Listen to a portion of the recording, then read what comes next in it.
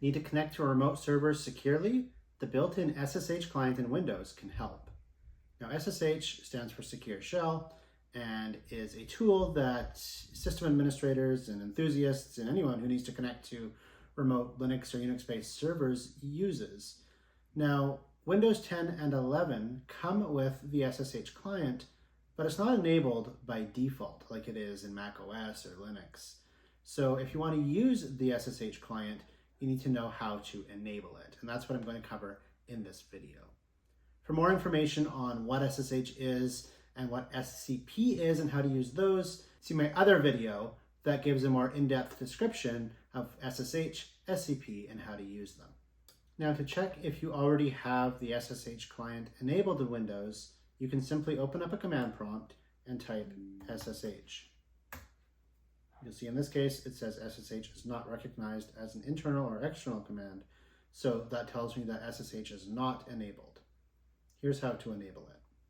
There are two ways to enable the SSH client in Windows. I'm going to show you both. The first way is to go into your settings, go to System, and you're going to look for optional features. Once you're in here, you under Add an optional feature, you just click on View Features, type SSH, and you're going to see OpenSSH Client.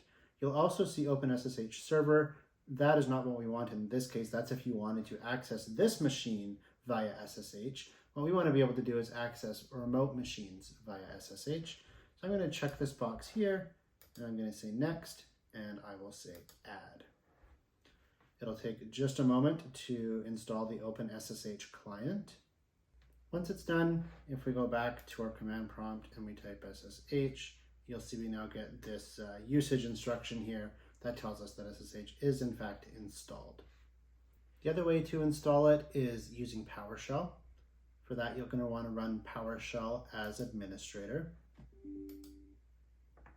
First, run this command here, Get-WindowsCapability-online, where object name like OpenSSH.Client.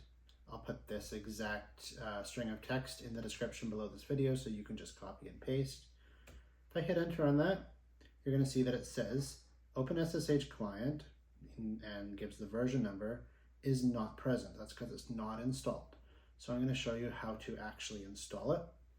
To actually install it, we run this, Add-WindowsCapability-online-name. The name, as you can see, is just what it set up here for name. It gives the version number. That's why it's helpful to run that first command to get that version number, to get the exact name that you need.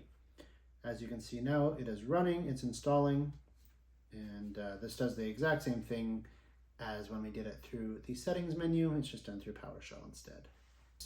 To test the SSH client, I can just type SSH, username at name or address of the server I'm connecting to, press enter, enter a password. SSH connections can be authenticated by either password or SSH key.